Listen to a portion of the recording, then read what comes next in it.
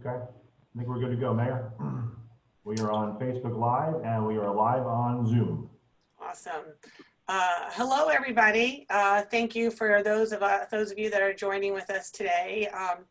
As you can see on your screen, I'm joined by Police Chief Chris Battiloro, Town Administrator Jim Gildea, and our Regional Health Director Megan Avallone. So we thought we would just give you a few brief updates, and really the intention is to hopefully answer any questions that you might have. We have tried to be very proactive with our communications every day, but there's also a lot of things that people might all benefit from hearing. So I thought I wanted to just start off by actually acknowledging today, very fittingly, is National Nurses Day. So I know, Megan, that includes you, and so many of our heroes that are on the front lines of this pandemic. So we recognize and acknowledge you today. So happy National Nurses Day to everyone, and thank you for all that you've done. I thought what we'd do is I would begin with just giving a bit of an update on COVID and our community. I'm then going to hand it off to Megan, who can give you her perspective from the regional health and statewide, what's going on there. Then I'm going to hand it off to Chief Battiloro, who's just going to give you his perspective update about compliance and things that are going on. And wrap it up with Jim Gildea, who will just give some general town updates, and then we're going to open it up to questions. So regarding Westfield, and as of last night, we have 238 cases to date. Many people are asking about long-term care facilities. In our town, only 36 of those 238 are coming from long-term care facilities, which is 15%. Many places they make up a much larger percentage, but in our case, it's critical, but it's small. Unfortunately, we have had 35 fatalities. They range in age from 58 to 98. 18 of those fatalities, roughly half, are from long-term care facilities, and obviously half are not. You know, it breaks my heart every time we have to report when that 35 reflects, I think, 2 that we'll be reporting this evening. I know a couple people that have lost fathers-in-law and mothers-in-law, and I can't even imagine the challenges in losing someone in which you can't be with them as they're sick and in their final days, and very critically can't mourn collectively with friends and family when they're gone. So we're going to talk about, as we get through this hump, what we can do as a community to collectively mourn all those that we have lost. But 35, it's beyond, it's incomprehensible to me, and it's tragic. And we will do something to acknowledge these residents when we get through the other side. So sending prayers to everybody that's impacted by these, including many people I know. We also look at Overlook, and we get daily data from Overlook, because I think that's a good indication of where things are going and hospitalizations and so forth. So I thought I'd share with you a few facts from Overlook, and Megan can certainly give more context for this. So they currently have 156 COVID-related patients in Overlook, and that is down from a high of 311 that they had on April 10th. 109 of those patients are confirmed positive, and 47 are waiting results, which I think might be presumptive positive. 37 are either in the intensive care unit or the critical care unit. That's 37. There was a high of those, they had 72 on April 14th. So those numbers have dropped in half, luckily.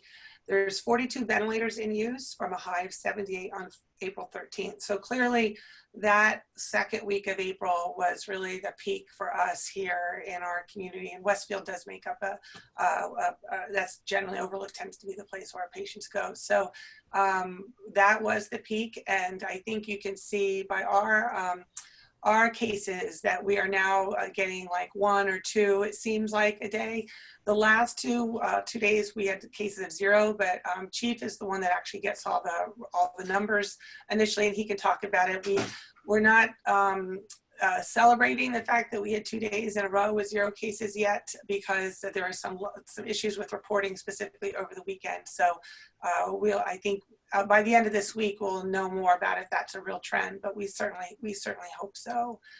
On some really great news fronts, We Love Local, that fund that's raised over $200 $125,000 is wrapping up. We're going to do one final push for donations, which you'll hear about soon.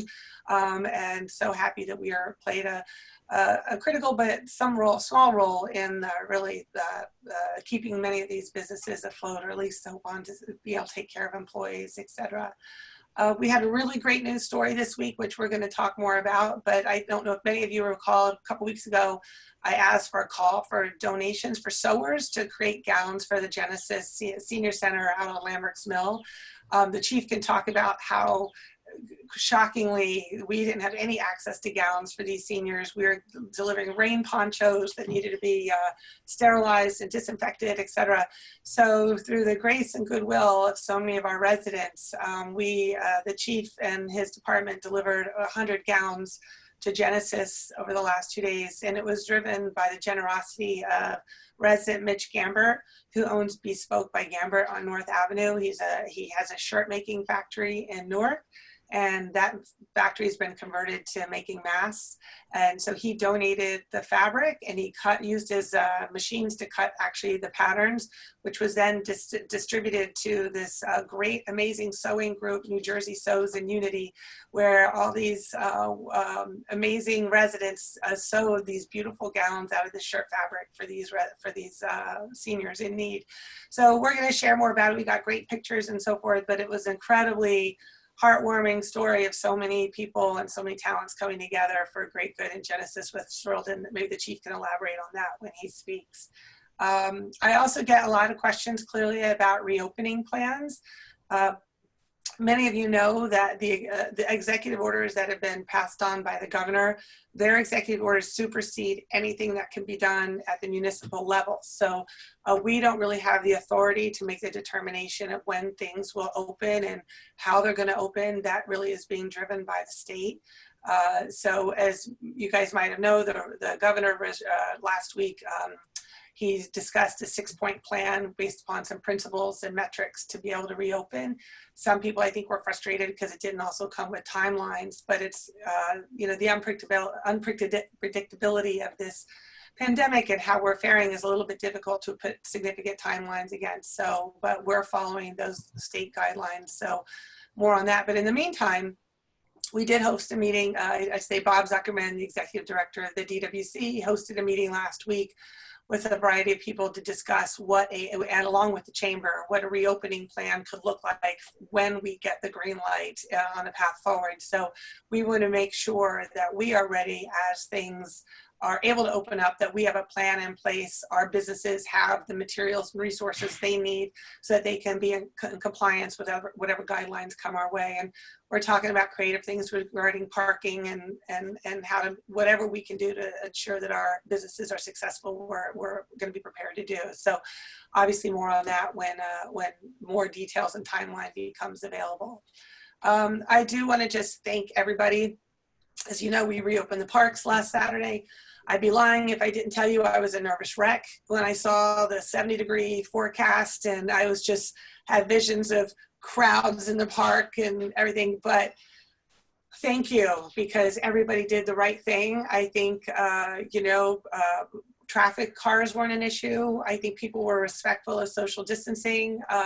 Thank you for doing the right thing. And being mindful. I think probably as many of you, I didn't let my kids go to the park, so I just wasn't sure what would be awaiting. So it's great. I understand everybody it was a great show of community support. So thank you all for doing that. And so I just want to say,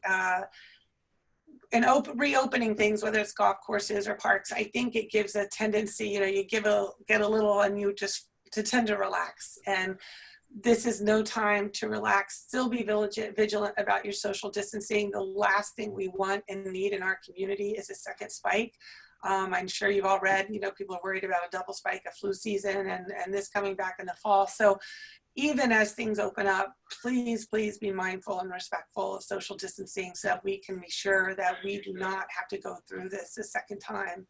And in that same vein, I do want to mention, I got a couple emails from some businesses over the weekend on this beautiful day. I think people riding into town with families and getting ice cream. And so even kids, I think, were coming up and they weren't wearing masks. So please, just everybody in the family, keep a mask in your pocket. And if you're, in town or in proximity to a business owner or another person, please just pull it out of your pocket. And I think as people we get more people coming outside, it's gonna be more important than ever. So please, I know you're not required, but we just ask out of courtesy to the businesses, if you would do that, would be fantastic.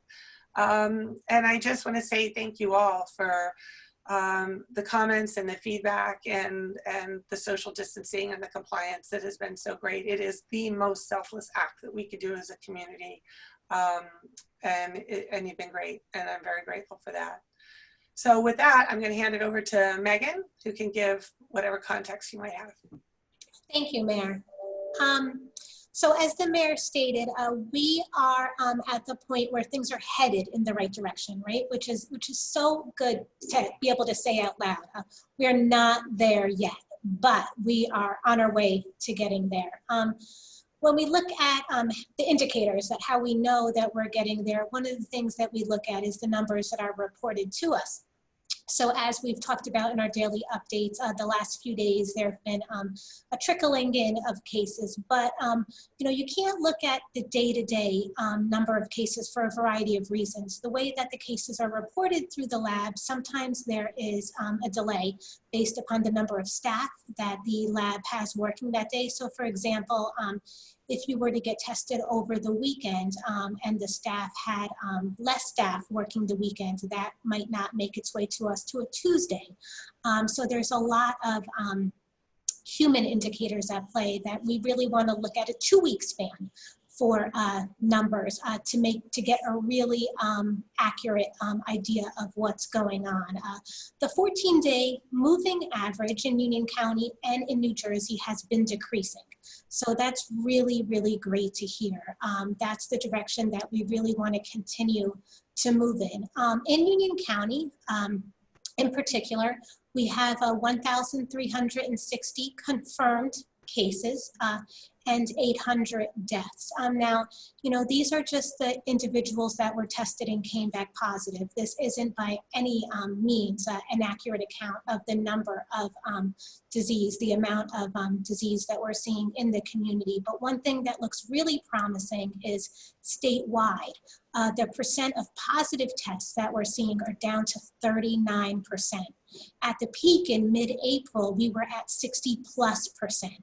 So I know that we are asking a lot, and I know that we're asking individuals to really sacrifice a lot. We haven't seen our family and our friends in weeks, but clearly what we're doing is working, and I'm so appreciative to all the residents that are really following the guidance, because I'm well aware it's a sacrifice, but just the numbers alone are really showing me that we're on the track to getting through this somewhere in the very near future.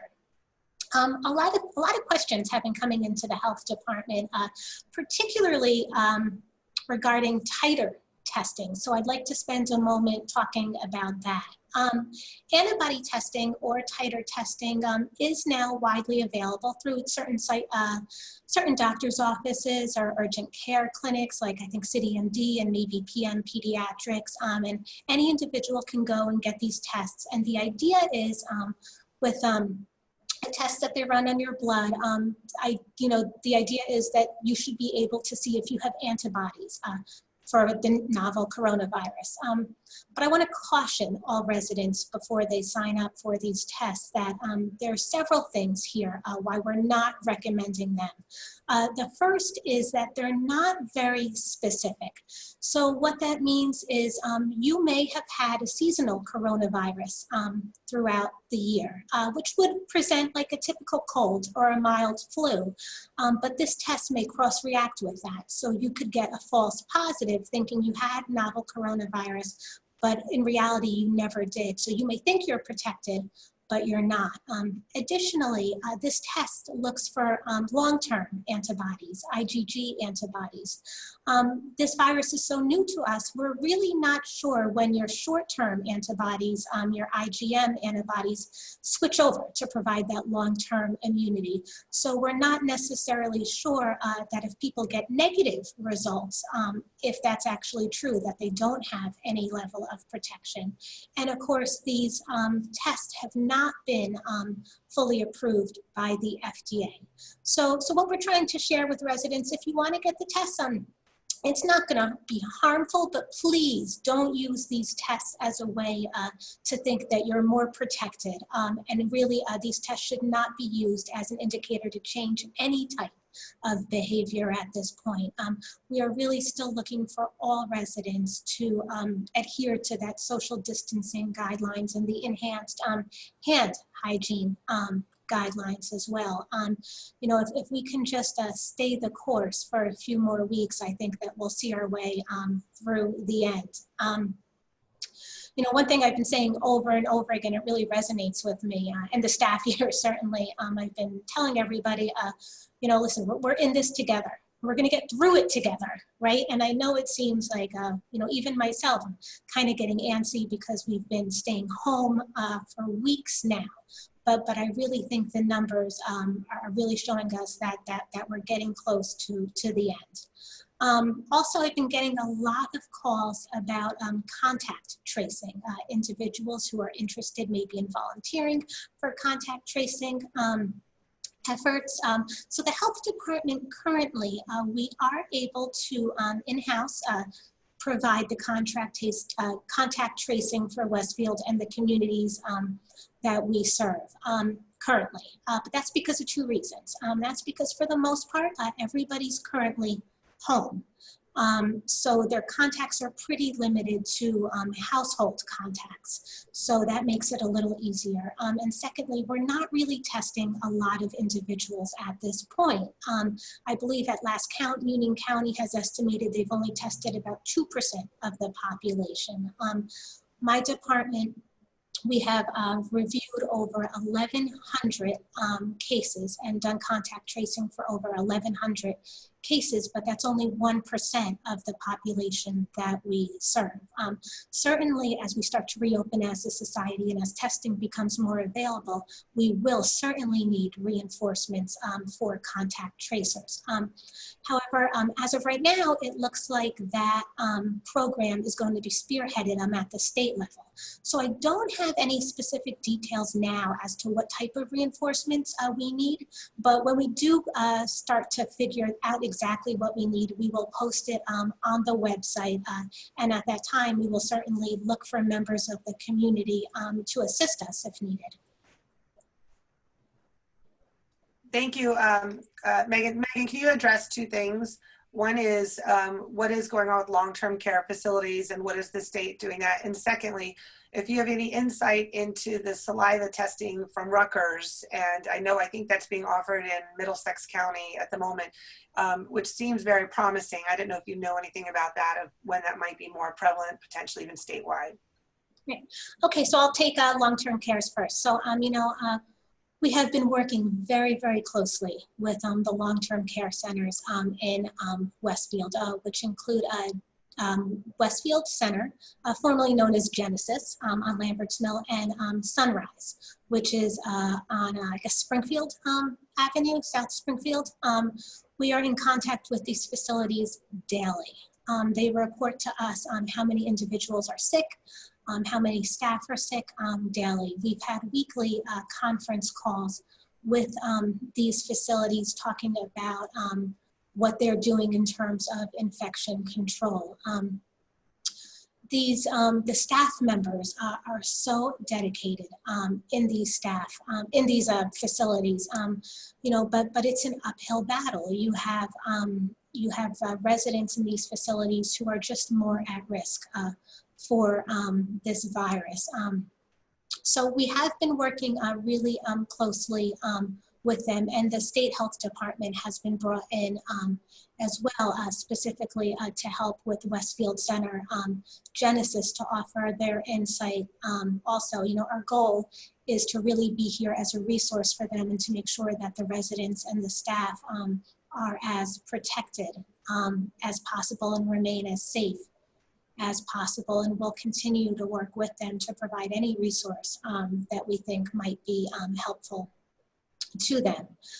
It's important to remember these facilities are a little different in the sense that the local health department in the town, we don't license them and we don't regulate them.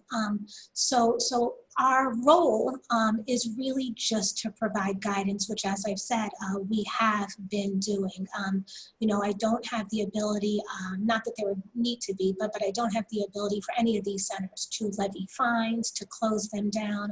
They're licensed and regulated by the state health department, but certainly we have been in constant contact with both of them to offer support and guidance as needed. And with the Rutgers, the rapid antigen test with the saliva, it looks promising. I know it's Middlesex that they released it to, right? I think this is the future of testing in New Jersey and nationwide, and I think it's a great thing. It's more convenient. We'll get the results immediately, and the benefit to get, I talked previously about some of the lag with the labs and the reporting to us just based on scheduling and how many resources they have available. But these rapid tests really eliminate that, and what that means from a public health viewpoint is we can start contact tracing immediately. So I think that these tests are really promising, and I think that we're going to see much more of them in the near future. Thank you. The Chief? Thank you, Mayor. As the Mayor indicated, I received daily reports from the Union County Prosecutor's Office regarding positive COVID-19 tests in Westfield here.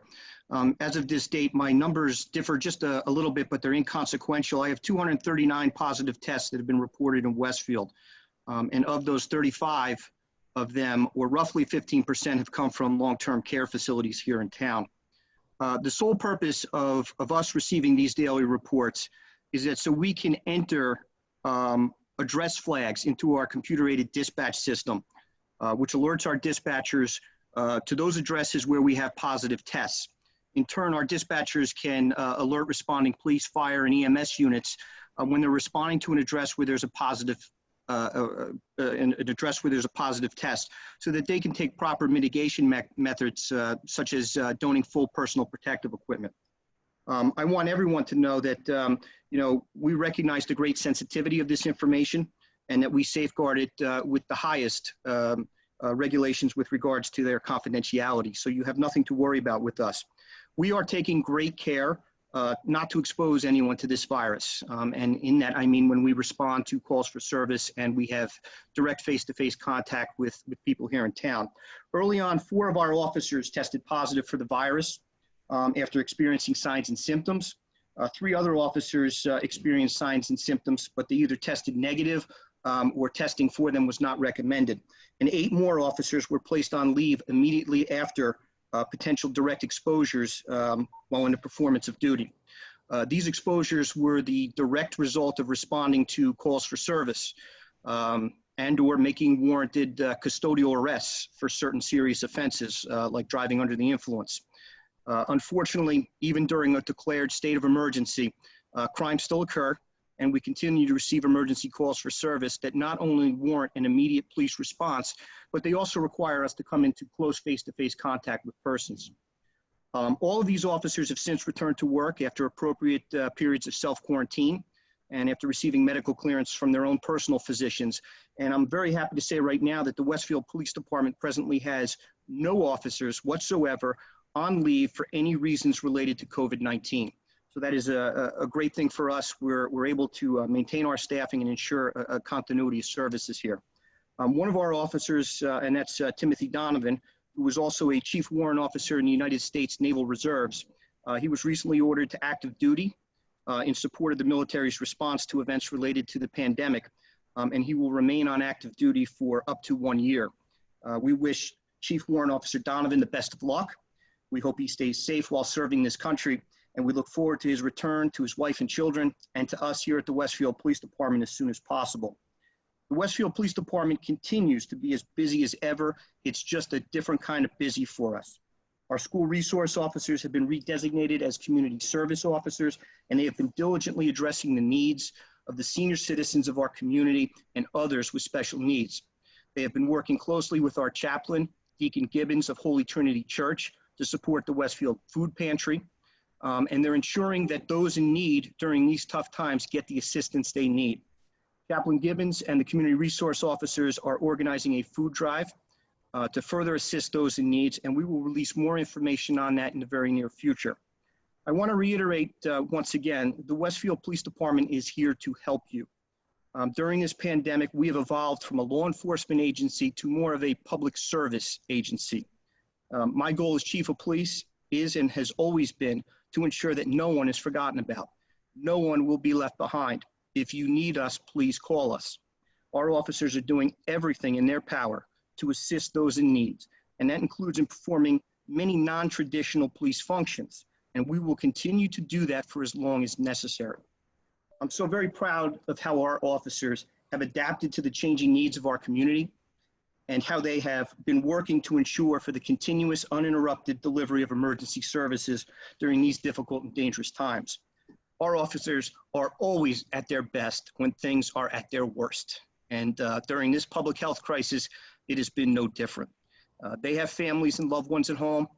They have the same fears as all of you have, but they still put on the uniform. They come to work every day because our mission, this town, its people, they come first. And our officers, they recognize that, and I applaud them for that. Our officers continue to enforce the executive orders of the governor and the administrative orders of the State Director of the Office of Emergency Management, who happens to also be the Colonel, the Superintendent of the New Jersey State Police. Since March 19th, the Westfield Police Department has conducted 1,794 documented self-initiated compliance checks of parks and playlands, restaurants and businesses, churches and other religious facilities to ensure compliance with these directives.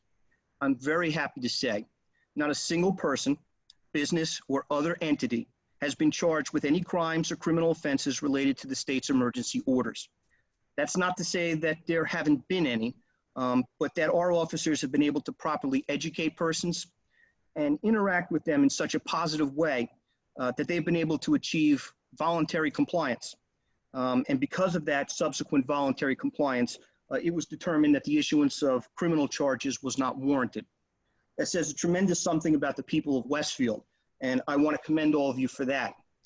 I do not want Westfield residents to be mentioned in any of the governor's daily briefings, and I do not want any Westfielders being recognized as some of New Jersey's knuckleheads. Lastly, I want to thank those residents and businesses of Westfield who have shown such sincere appreciation for the police officers operating on the front lines of this pandemic. The meals that you have sent us, the personal protective equipment, the cleaning and disinfectant supplies, the professional services you've offered us at no charge, the handwritten cards of encouragement from school children, it has all been absolutely overwhelming for us. We want to, and we will, at some point in the very near future, publicly recognize each and every one of you, from the young Haley and Sadie Pitagala of Westfield, who baked and delivered cookies to us, to Sean MacArthur and the legendary Antonio Tony Cucaro of the maintenance staff at the Westfield Public Schools, who regularly disinfect our prisoner processing areas and all the other common rooms and areas of our police headquarters, as well as each and every one of our patrol cars regularly. To Vincent and Danielle Corso, the owners and operators of Two Maids and a Mop, who professionally launder hundreds of our microfiber cleaning towels every week. To our very own Maria Ribeiro, who herself is a Westfield resident and who works here at the municipal building every day, cleaning and disinfecting our police station so that it's safe for all of us to come to work. During this pandemic, we've seen some of the very best of Westfield, and every single one of you deserves recognition. So we intend to do that in the very near future. So please be on the lookout for something special coming soon. Bravo, Chief. And I'll just reiterate that. And also, you're absolutely right in terms of watching your department become the community officers that you had always envisioned. And it really is a real tribute to your leadership. So thank you for what you've been doing. You've set the tone and you've enabled the culture that have gotten your officers to respond the way they have. And our community is grateful for it. So thank you so much. Thank you, Mayor. All right, so Jim, I thought Jim could give us an update on town operations and other things. Sure, thank you. And thank you, Chief and Megan. And just important to mention, the Chief mentioned this too. We've been very fortunate in Westfield, our employees, besides the police department where we've had the most positive cases, had some other cases in other departments. But again, as the Chief said, we're happy to say here in Westfield that there right now is no positive cases for employees.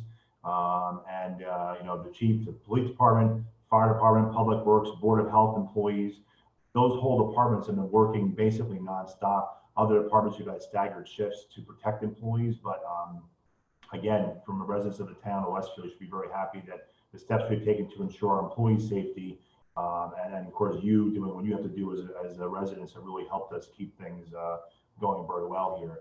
A couple things to mention that are going on. There's a lot of stuff going on here, even though we're in a pandemic and working on staggered shifts and so forth. So a couple things to mention. First, just a reminder about the budget. We did introduce our 2020 budget at the council meeting last week. It is scheduled for adoption on May 26th, and the budget at westfieldnj.gov address is open for Q&A between now and then. And we'll be posting the Q&As we received very shortly and the answers that have been provided. Also, just another big thank you. It's a lot of thank yous today. Thank you to the public for paying your taxes. We have that's what keeps every town going, not just Westfield. But you know, we have many ways to pay our taxes. Of course, we've always had this. You pay online, you come in person. We have many people who like to come in and see our staff and see Maria and see Jean and see Henry. Of course, we can't do that right now. So they miss you as you miss us. But the police department, they've always taken tax payments in the office, in the front lobby. We moved the box there to accommodate that. And we did a new quick thing to make it even more convenient. Another new mailbox put at the back of Town Hall, which has become a big hit. We've had a lot of people doing it. And so I just can't thank everyone enough for paying their taxes, paying on time. And right now we're basically on the same pace as we would without having a pandemic, without having an extended grace period. So that's very important and shows great pride in the town of Westfield and you know, making sure we have the money to do what we need to do for you. So a couple other things. So tax collection is going well. Now all the departments we mentioned, everyone's working. There's still a lot of projects going on. So today, as I look out my window, I'm in Wascom Park. A lot of work going on here. The Pathways project is Pathways started to be installed today. So that's great news. For a few more weeks, we'll have the Pathways installed, and then Park Drive, that's around the park here, will be repaved. So that's a project a long time coming, but that's going very well. And thanks to Chris McAloon and his engineering staff for having that going, and the Chief's Department for making sure the park continues to be closed. Reminder to the public, Minden Wascom Park is entirely closed because we have construction going on. So pedestrians should avoid this for the next few weeks. Sycamore Playground replacement, that project is continuing on as well. That'll be a summer fall project. We had a county grant last year, so the recreation department staff is moving forward with that to replace that playground area. And we've also partnered with the Terry DeFalco Family Fund to do some other renovations over there. So they're looking forward to that late summer, fall. We mentioned this at our council meeting last week, but the train station coffee kiosk is almost finished. We are waiting to get a paint color scheme to move forward and paint the kiosk on the exterior, and the interior is basically finished. But the only thing we're waiting for now is the electric connection to be turned on and some electrical work to be done inside. But we hope to be out to RFP very shortly, and hopefully when things open up for everybody and the train starts being used more often, we'll have a nice coffee kiosk to provide coffee and maybe other things as well. So that's almost finished. Mural. Last fall, we had a mural done under the train bridge. We are about to start our second side of the mural, all done through grant monies. So in the next few weeks, you'll start seeing the plywood canvas going up on the other side of the mural under the train bridge there in the South Avenue Circle area. And the local artist Ricardo will begin his mural in a few weeks. And so we're excited about that happening. Another good thing for the public to see. Conservation Center, another big thank you to all the users of the center. We were very concerned about long lines and long waits and problems about signing up online. None of that happened, thanks to the residents and public works employees who really, and the police who were out there helping the first few weeks, helping to make it a very smooth transition. So because of the success we've had and the number of permits we sold online sales continue. The center opened up on Saturdays for the first time last week. We are continuing to open up on Thursdays, Fridays, and Saturdays, and we're going to start opening up other programs starting this week, such as our bulky waste program, which you can buy permits online for the bulky waste drop-off, our mattress disposal program, which is also a cost, which will be done online. Those Scotch Plains residents who have not been able to buy permits, that will be open to them this week to buy permits for our center. We've always had a relationship with Scotch Plains residents that want to buy permits. And also Public Works is going to look to open up the free mulch and the free firewood with proper social distancing protocols put in place to allow residents to get that as well. So again, really kudos to the residents who have bought permits and use the center. We've had really no issues. I'm a permit holder myself, and I was down there this past weekend, and again, everyone was very compliant and excited to use the services that we provide, which is great. So again, more stuff that's coming, and you'll see more information in the mayor's updates starting tonight. A couple of minor things. Gas company utility work goes on in many areas in town, which obviously is something that's good for infrastructure improvements. That will mean, though, that we will have some road repaving done by the utility companies on our behalf later. We expect this summer, late summer and fall. So we'll be releasing information soon about what roads will be paved. We're also waiting for information from the state about what we can do as a town for road paving. So that'll be coming soon, but there will be road paving going on this year, most of it by utilities, which is great. Mountain Avenue is almost finished. That was a county project. And so that's great news, having that road paved, the main artery for our town. And West Broad Street, which is currently now undergoing utility work by both Elizabethtown Gas and American Water. That will be repaved by the county probably this summer.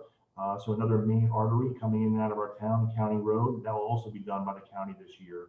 So another big paving job being done by the county. And last thing to mention, again, just employees and Public Works. Public Works has been working on staggered shifts for the past almost 7 weeks now to protect the employees, keep them healthy, but keep work going on. So there's 4 things I wanted to share. We have 4 main divisions of Public Works. And basically, give you 4 examples of things that have actually happened in the past number of weeks that they continue to do that you'll see results on. So Parks and Fields Division, they recently aerated and seeded fields 1 and 2 at Tamacos. We had the opportunity to do that. Fields are not being used. So we're doing it as a trial to see how that works. Maintenance of other fields and stuff like that is actually going on. Of course, there's no sports playing right now. They're also maintaining things in the parks. So that was a great opportunity for us to do that while fields are not being used. The Forestry Division, we're still continuing tree planting. We have a very robust spring tree planting, which is going on now. Residents' requests are being fulfilled. We're doing tree planting on public property. So thanks to Robbie and his crew. Roads, Eugene and his crew, a lot of pothole repairs coming in from See Click Fix, which is great. We're getting those requests almost every day. We're also using our large scale paver. We recently did a job the past 2 weeks to do a large section of Prospect Avenue that was in very bad shape. So Gene and his crew continue to master how to use the larger equipment, but we did a large repaving up there. And lastly, Craig Gibson and his downtown crew, if you've noticed, we had another opportunity. It doesn't present itself very often, but parking lots are relatively empty.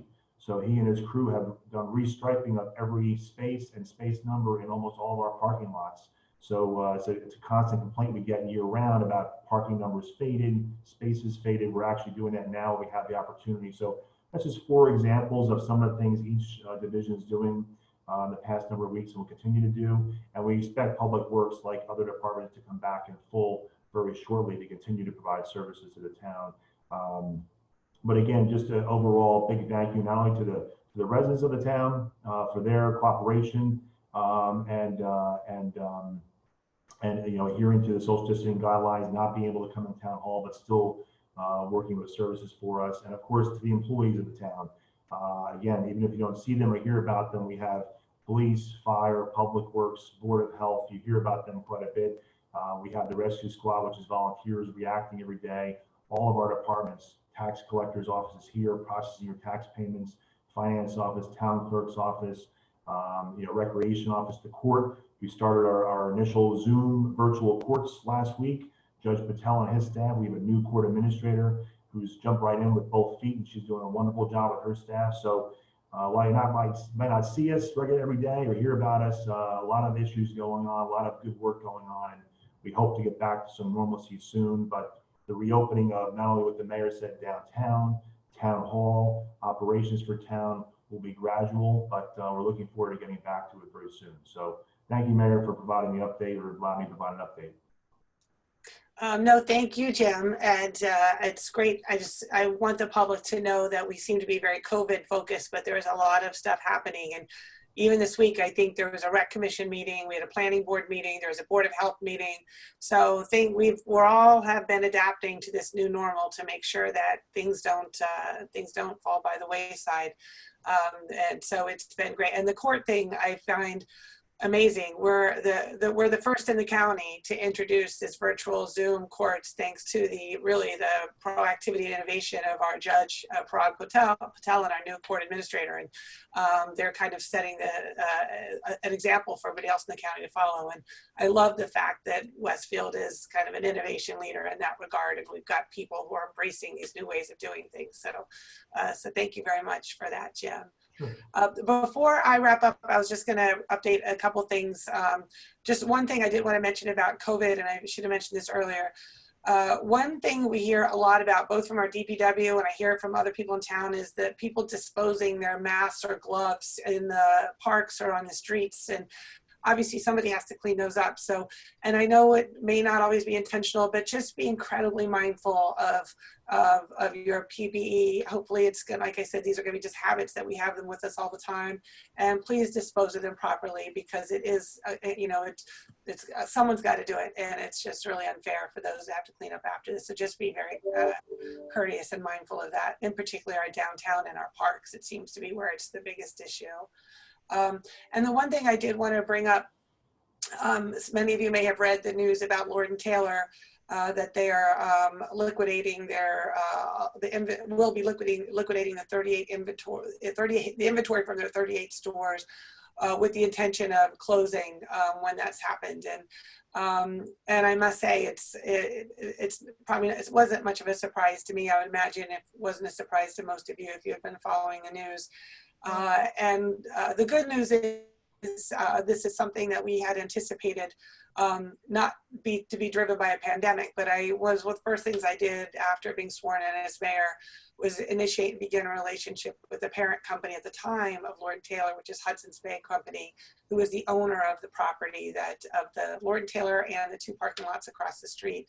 The operations of Lord & Taylor has since been turned over to or sold to Latote, who's been operating it for like the last 6 months, but Hudson's Bay remains the property owner. So we have been engaged with Hudson's Bay for almost 2 years. As I've mentioned many times, that they are interested in being a very transformative investor and partner with us in the town, which is a big reason why we have started the redevelopment process for those properties. So that redevelopment designation study is currently underway. We expect to get the study back by June-ish, when the council will adopt it and hopefully designate those properties, among others, as areas in need of redevelopment, which enables us to really begin and implement the conversations in earnest with Hudson's Bay about what could be and what we would want to see on that site. They've been very interested in our master plan reexamination and the public input that came out of that as a means to inform what might the possibilities be on that site. So In many ways, I mean, obviously heartbroken like me about Lord and Taylor. It was my go-to place all the time, but I think, you know, we had seen the writing on the wall in the way that retail is going. But I feel that we are ahead of the curve in these conversations, and really very lucky that an investor and a developer like Hudson's Bay wants to partner with the town to do something that works in our mutual best interest. So there'll be more to come, but I don't want people to think that the reason I had reached out to Hudson's Bay 2 years ago was I never wanted to be caught flat-footed when we thought this announcement was, which I thought this inevitable announcement was going to come our way. And so the good news is we're very well ahead of the curve. We have great relationship with them and look forward to continuing the conversations once that designation is done, so that we can talk about with them openly and transparently as a community on what we could see there. I do want to remind people, because people send me notes all the time about, let's put on a community center, let's make it a public park, but it's just a reminder that property doesn't belong to us, it's theirs. They are a private property owner. And the fact that they actually are interested in engaging with us on what the community would like to see there is very, very promising.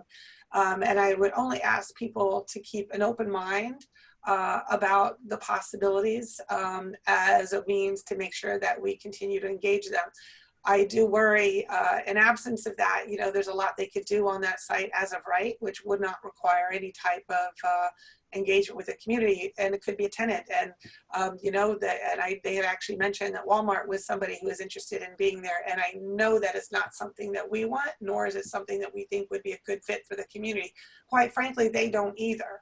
But my only point in saying that is, let's keep an open mind about the possibilities that could be there, and let's work with them at the right time to come up with something that's a great opportunity for us to transform and revitalize our downtown, but in a way that gives them an economic benefit as well. So, but I'm sad about Lord and Taylor, but I am very optimistic about a transformational future on that site. So I just wanted to put that out there. So with that, I think we have a few questions. We do, Mayor. I'll go back to the first one. We had a question about, I guess, Megan, can you elaborate on what you said about being near the end of this? Do you envision us being able to reopen shops and restaurants in the next few weeks? I think you can answer that, Megan. I think you were referring to the public health portion of this. The shops and restaurants are really, as the mayor said, going to be guided by what the state allows us to do through executive order. So go ahead, Megan. Thank you, Jim. And I want to be clear. You know, we're not there yet, right? So it's so important for us to really stay the course and continue to social distance appropriately. But the numbers, again, are really showing that we are getting there.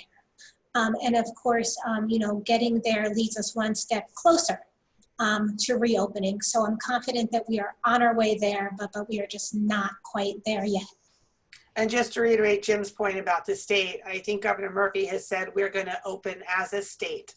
So I think that the decision about restaurants and so forth is going to be driven by the governor, and it's going to be, from my understanding, primarily a statewide directive. So, because the concern is, even if Westfield or Union County is doing well as a community, if we prematurely open and surrounding communities or counties have not, we could be, you know, those people will be coming to our restaurants and our retail shops, and potentially, you know, restarting our process all over again. So I do think that that's something that we have to be mindful of as well. So we can't, as I said, I know it's frustrating that we can't give a definitive timeline, but these health metrics that we mentioned and Megan talked about, it's really important that we get to reach some of those milestones first. Okay, that question was from Jackie Lieberman. The second question we have is from Marcy Vandelli. She's thanking us for all we're doing.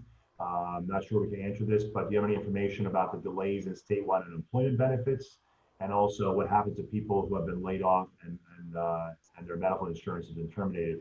I will say we have very good resources on our website, our coronavirus website, for all these things. This is something the mayor and I hear about almost daily on our county calls from all the towns in the county asking questions on unemployment. So there are phone numbers to call and websites to go on about this exact issue, Marcy. So our coronavirus website resource center has this exactly on it. And you can definitely reach out to your issue. Part of the question is also about reaching out to state assembly and state senators. You can definitely reach out to Senator King's office, to Senator Bradnick's office. We've been in touch with Senator King's office on multiple occasions, and he's been very helpful as well. But yeah, our website has all these features on it. And yeah, I've also so I haven't really engaged with John Bramnick's office. I've directed a few state unemployment questions to Senator Kane. And I will say Congressman Malinowski has he has a dedicated caseworker on employment issues and stuff like that, and he has been also incredibly helpful and responsive. I have to say our federal legislators have been very proactive. I've heard personally from Cory Booker many times, as well as his director. I hear from Senator Menendez, state director, very frequently, and I hear from Tom Malinowski directly or his staff. So I have to say, from the federal perspective, they've been, in light of all the things that have been going on, they have been incredibly proactive and responsive. So I would also suggest don't hesitate to reach out to them as resources as well, because they've got an incredible staff. So okay, we have Vern from Out of Hand Pizza, maybe out of topic, but as I do weekly deliveries to families in need. 11 of 17 such families are located in the Capiola Place,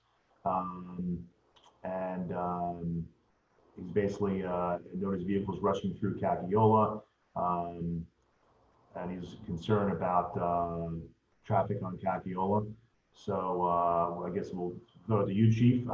But the neighborhood, I guess the neighborhood council that is frequented by seniors is located on Capiola. What are the chances of installing a speed bump or enforcing speed limit?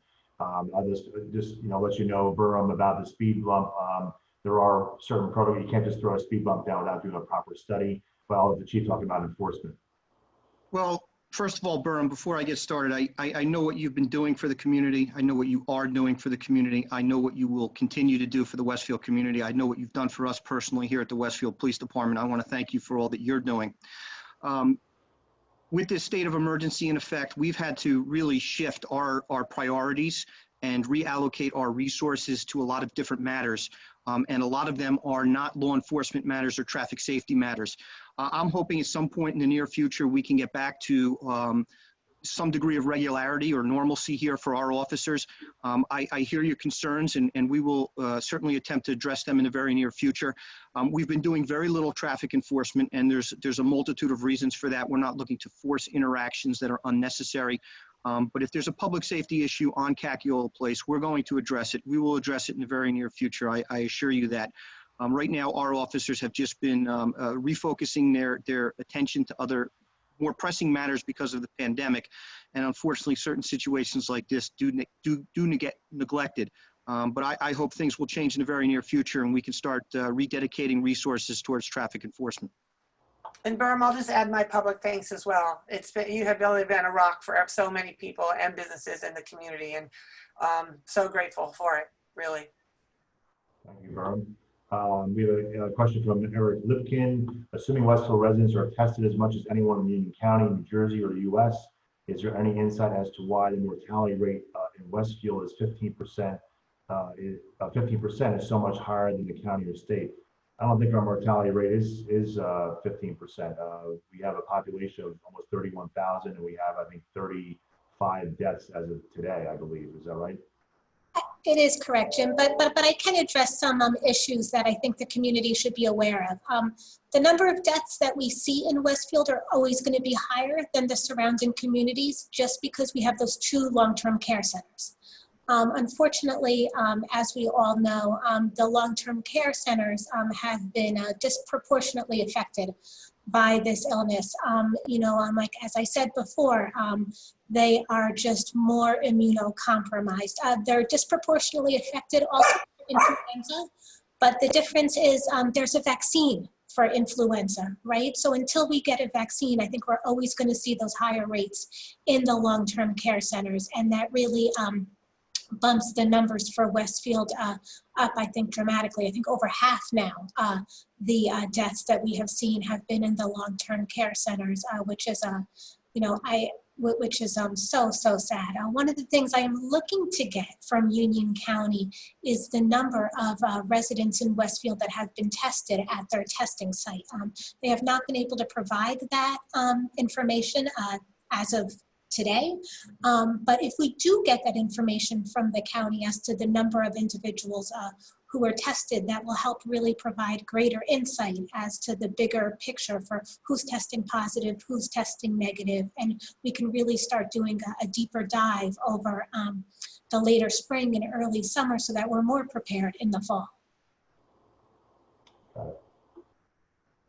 I think that answered Mr. Lipton's question. No other questions I see right now, Mayor. We'll give it a minute. If anyone else has any questions, they can submit. We did have someone in the webinar chat had asked a question about Lord and Taylor, but you would have addressed that, Mayor, about the property there and the zoning as well. And I don't see any other questions. I will say there are 60 participants on our Zoom call, Mayor, and I know this is also being broadcast on Facebook Live, so good response as of so far.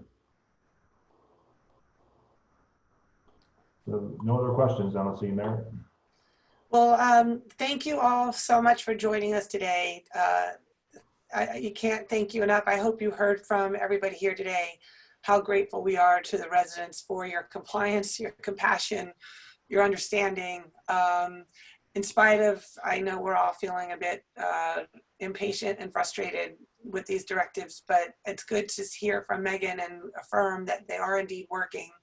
And let's just try not to get too excited when we see a little bit of the door open so that we don't deal with this again. But I will tell you, if the park's opening was any indication of the community and the care in which we're taking, I think we're going to be in good stead. So thank you all. As always, if there's anything that we could be doing better, sharing more information or answering questions, or do you just want to send us a good news story, please do.